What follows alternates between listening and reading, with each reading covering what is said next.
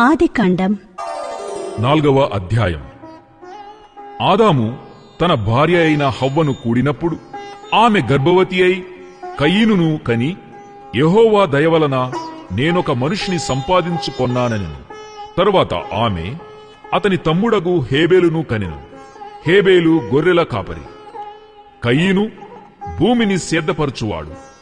కొంతకాలమైన తరువాత కయీను పొలము పంటలో కొంత యెహోవాకు అర్పణగా తెచ్చెను.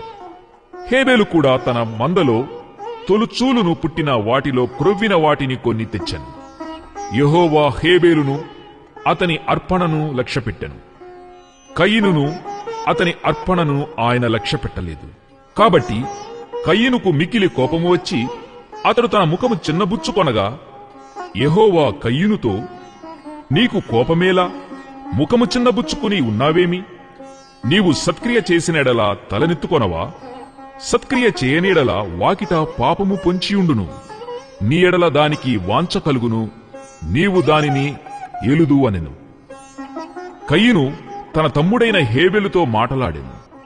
వారు పొలములో ఉన్నప్పుడు కయీను తన తమ్ముడైన హేబెలు మీద పడి అతనిని చంపెను. యెహోవా, నీ తమ్ముడైన హేబేలు ఎక్కడ ఉన్నాడని కయీను నడుగగా, అతడు, నేనెరుగను, నా తమ్మునికి నేను కావలివాడనా అనెను. అప్పుడాయన, నీవు చేసిన పని ఏమిటి?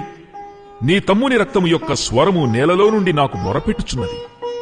కావున నీ తమ్ముని రక్తమును నీ చేతిలో నుండి పుచ్చుకొనుటకు నోరు తెరచిన ఈ నేల మీద ఉండకుండా నీవు శపింపబడిన వాడవు. నీవు నేలను సేద్యపరుచున్నప్పుడు అది తన సారమును ఇక మీదట నీకియ్యదు. నీవు భూమి మీద దిగులుపడుచు దేశదిమ్మరివై ఉందువనెను.